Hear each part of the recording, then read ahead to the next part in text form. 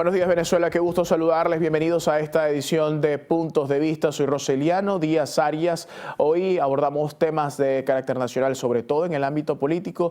Por ello nos acompaña José Gregorio Correa, quien es diputado de la Asamblea Nacional por Acción Democrática y además profesor universitario. Buenos días, qué gusto que nos acompañe. Vamos a abordar temas de carácter nacional y sobre todo temas electorales, ¿no? Iniciar por allí.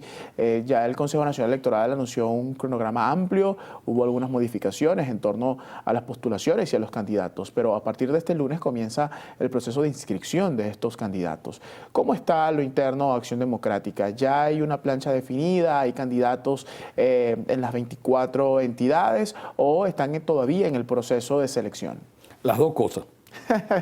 Muy fácil. Estamos construyendo no solo AD, sino en lo que es la Alianza Democrática, estamos conformando un gran paquete de aspirantes que pudiéramos presentarle al país el próximo lunes. Las postulaciones son entre el lunes y día viernes de la semana que viene.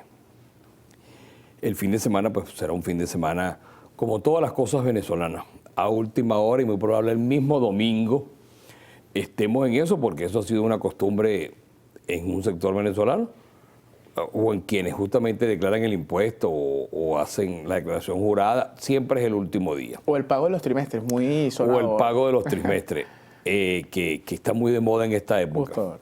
Entonces, ¿qué ocurre? Que estamos construyendo, se está haciendo un trabajo bien importante. Creo que podríamos presentarle una plancha unitaria, no única, sino unitaria, que agrupe la mayor cantidad de personas que hemos creído en el proceso democrático, que creemos que la vía es electoral, que no hemos dejado de creer ni un segundo en que la vía es electoral, que no nos hemos anotado en el tema de gobiernos de fantasía, bloqueos, sanciones, apoyar aranceles a Venezuela en privado y en público. O sea, sanciones, ahorcar al país, que han creído que esa es la vía, tranca tu calle, hoy no salgas, no te bañes, guarimba, todo ese tipo de cosas que pareciera que se olvidó, porque de la noche a la mañana tú te consigues con gente que te dice la vía es el electoral, cosa que siempre hemos dicho. Escuchaba un sector ayer en una parte que ahora no recuerdo bien dónde era, que los mismos actores que me decían aquí no se vota hasta que Maduro se vaya. La vía es quedarse en su casa y no votar para que Maduro se vaya. Mientras más sanciones tenga el gobierno caerá. Bueno, de la noche a la mañana, aquí no se vota hasta que Maduro se vaya. Y resulta que en estos días y ayer concretamente veía que ahora se puede votar porque parece que Maduro se fue. No, yo creo que no han leído la prensa de que no se ha ido, que sigue allí y que sigue allí gracias justamente a que esa conducta de no votes lo ayuda. Un gobierno que no tiene votos, ¿qué necesita? Que usted no vote. Amigo televidente, si usted votara, usted dice que no vote, pero si usted fuera a salir a votar, ¿votaría por el gobierno? No votaría por el gobierno. Entonces fíjense el gran negocio de los que le dicen no vote, porque es que no vale la pena. Bueno, eso es lo que te agradece el gobierno, un gobierno que no tiene voto. Lo que te ruega es que te quedes en la casa y que no vote, porque si votaras no votarías por ello.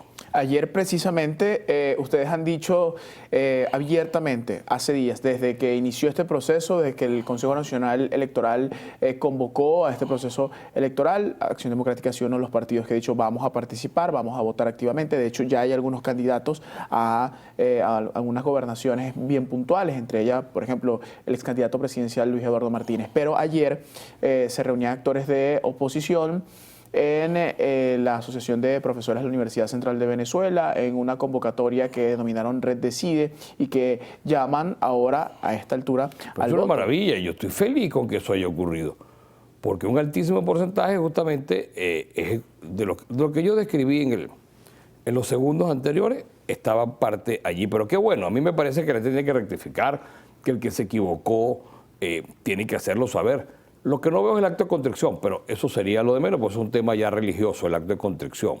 Me equivoqué, pero es un tema religioso. Y eso que tú dices, bueno, Bernabé Gutiérrez se ha empeñado desde el mismo momento en que ya había que votar. Había que votar en el 20. Bueno, nos criminalizaron cuando dijimos que había que votar el 20 a la Asamblea. ¿Por qué el chavismo hoy tiene 93% de la Cámara? Bueno, por la abstención. O sea, yo quiero saber por qué el chavismo tiene 93%. Bueno, justamente por unos sectores que ayudaron a eso. Luego, para las elecciones de gobernadores y alcaldes, fuimos divididos. Nosotros dejamos de perder 17 gobernaciones por menos de 6.000 votos, por menos de 6.000 votos, por ir dividido. Bueno, eso el gobierno no te lo agradece, tiene que agradecértelo. Y además la abstención. ¿Qué pasó en el Táchira? Un gran ejemplo es el Táchira. El Táchira por una mezquindad se perdió esa gobernación. Bueno, como hoy tú ves esas caras que no hay un mea culpa, no hay una constitución, pero qué bueno que vamos a votar, porque yo lo que quiero salir de este gobierno por la vía democrática, por la vía pacífica, por la vía constitucional y por la vía que es. No me quiero meter ahora con esos, como dicen, que si tú bloqueas al país, el gobierno se va. Pues mira, el gobierno podrá vivir con sanciones, pero no podrá vivir sin el poder, porque sencillamente aprendieron a hacer eso y todos estos años aprendieron a cómo sobrevivir.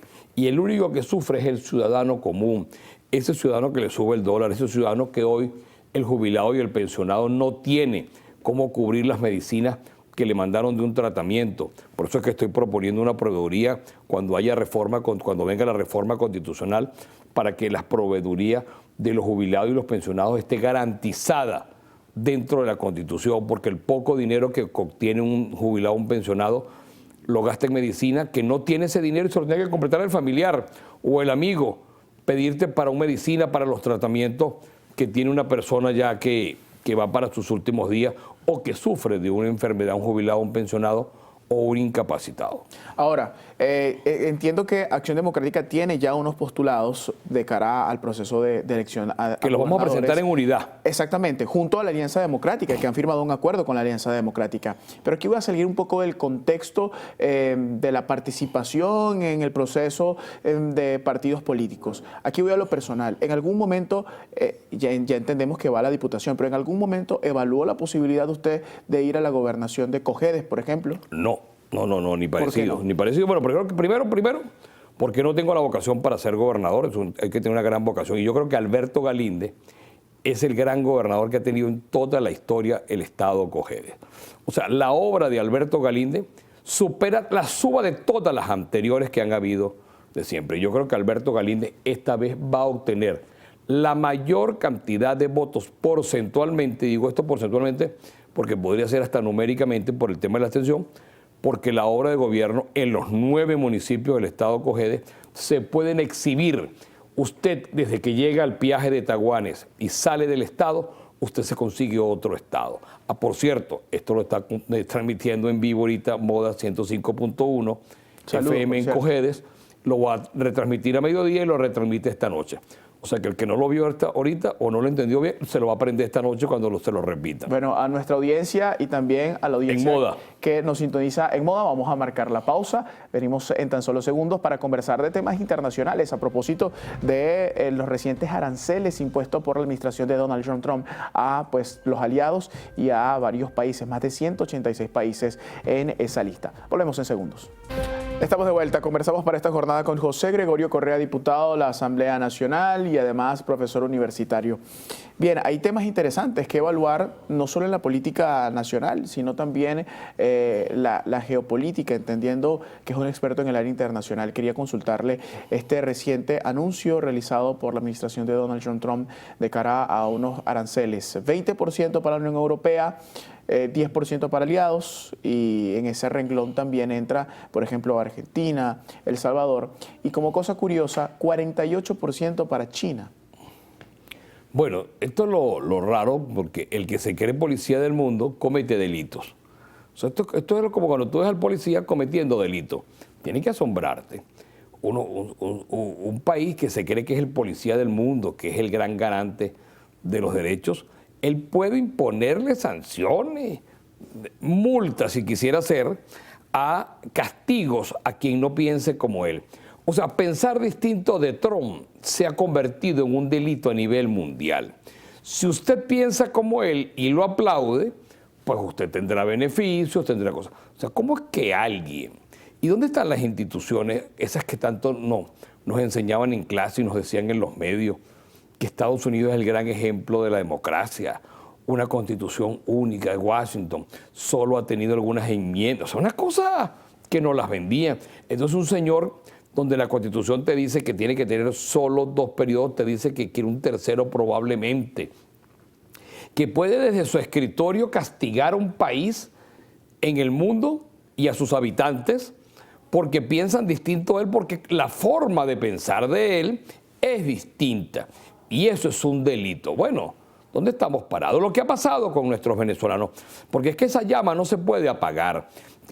Que a unos venezolanos que cometieron o no un delito, no entro en detalle porque es que no tenemos claro quiénes son, los manda a El Salvador como un depósito. Este es el mismo ejemplo, Roseliano, como el que tiene unas mesas, una cosa en su casa y no hay dónde poner. Entonces la baja para el maletero. Pero como que el maletero tampoco le caben, alquila un depósito. Vecino. No, un depósito, ahí en los Ruiz, donde sea, alquila un depósito y lleva eso para allá. Bueno, eso fue lo que hizo con los venezolanos. Mi pregunta es, ¿esos venezolanos cometieron delitos en Estados Unidos? Pues que paguen en Estados Unidos. No cometieron delito. Pero ¿dónde está el debido proceso del gran país? O sea, el debido proceso del gran país, de ese país que era el ejemplo de democracia, ese que te enseñan en clase. Apréndase la Constitución de los Estados Unidos, la Carta de Derechos Humanos, todo ese tipo. Ahora, lo grave de todo esto, ¿no?, es que Naciones Unidas en silencio, el mamotreto de la OEA en silencio. O sea, es tanto el abuso que puede causar la temeridad de Trump a que los países encargados de Naciones Unidas, el alto comisionado de derechos humanos, tú lo has visto, ir a El Salvador a ver en qué estado están esos señores. El sustituto de Bachelet, para que más o menos sepan, porque ella fue la más vistosa, ir. ¿Qué hubiera hecho un alto comisionado de derechos humanos? Pues presentarse allí en esa cárcel en El Salvador, pero no. Es un silencio y una complicidad. Eso tenemos que rechazarlo, y lo grave de todo esto es que haya venezolanos que apoyen en público y en privado este tipo de crímenes contra venezolanos, que hayan cometido o no. Pareciera ser que tener un tatuaje, yo no lo tengo, pareciera ser que tener un tatuaje es un delito, y yo no creo que eso es un delito. Se podrá ver feo, pero delito no es. Hemos recibido y hemos visto a través de esta pantalla cómo han llegado vuelos, no solamente del Consorcio Venezolano de Aerolíneas, sino también de esta semana, por ejemplo, un avión norteamericano al país. Ayer el presidente de la República en una locución anunciaba que van a llegar esta jornada 2 aviones y se espera que el viernes llegue otro más cargado de connacionales que regresan al país. En su evaluación, ¿cómo ha visto esta gestión del gobierno nacional de cara a atender precisamente a los migrantes? Bueno, el gobierno tiene la necesidad de atenderlo, pero todo esto pasa, Rosero, porque no tenemos consulado. El no tener relaciones diplomáticas con los Estados Unidos ni con El Salvador, eso es lo de menos. Lo que usted no puede romper son relaciones consulares. Los países rompen relaciones diplomáticas en tiempos de guerra, Primera y Segunda Guerra Mundial, pero nunca rompen las relaciones consulares. Ucrania y Rusia tienen una guerra permanente que no se ha podido solucionar lamentablemente, pero mantienen una relación consular, porque el consulado es esa mano del Estado que te protege, que te arropa. ¿Qué pasa con un venezolano que muere en los Estados Unidos, que nace en los Estados Unidos, que quiere apostillar un documento? No lo puede hacer. Entonces, las relaciones consulares son el origen de que no podamos entrarle a la solución, porque el problema ya lo tenemos. El problema está clarito. Pero ¿y la solución? Y la solución siempre será un consulado. Te escuchas que el gobierno te dice que ha contratado un grupo de abogados para que los defiendan. Pero ¿cómo van a actuar en el territorio salvadoreño? ¿Cómo? Como no tenemos esas relaciones diplomáticas. Entonces, eso hay que verlo con la necesidad de abrir consulados en todos los países. Si usted quiere, no tenga relaciones diplomáticas. Además que no provoca tenerla con muchos países, pero la atención consular, donde hay tanto venezolano como son los Estados Unidos, pues hay que tenerlo. Y lo mismo pasa con Argentina, ¿eh? Ojo con esto, porque Argentina no hemos volteado para allá, pero no tenemos embajada allá, no tenemos atención consular. Ese es un tema que hay que verlo con los países que ahora se creen puros y purificadores como algunos. Voy a regresar al tema electoral venezolano porque quedó un punto pendiente y creo que es neurálgico atenderlo. No estoy interesado en ser gobernador, quiero que sea gobernador Alberto Galindo. Ustedes desde Acción Democrática han anunciado pues varios candidatos. Se espera que el domingo ya haya una lista plena que también esté o sea apoyada por esta alianza de partido, de la Alianza Democrática de partidos de oposición, exactamente, que la conforman 19 partidos. Pero quería saber su apreciación, diputado, en torno a la lista que ha anunciado el gobierno nacional. Lo hizo el lunes pasado. Ya hay candidatos de cara del GAN Polo Patriótico de cara a estas elecciones. ¿Qué opinión le merece? Más de lo mismo, peor de lo mismo. Pensé que iba a ser más extensa esta respuesta y por eso me lleva a preguntarle ahora. Es extremadamente extensa. Veremos en su análisis, veremos quizás un mapa rojo como en oportunidades anteriores. Espero que Dios no te oiga ni te preste atención a tus afirmaciones. Está la oposición lista. Todo depende de salir a votar. Entrar es que todo depende de salir a votar. Si la gente sale a votar, ¿cómo no sales a votar? Pero además votas dividido. ¿Cómo lo explicas?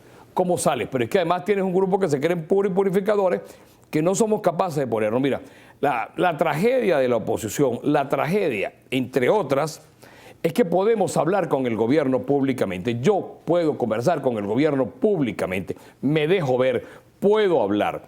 Pero es que hay un sector que lo habla de noche, escondido, que no se deja ver, que les da...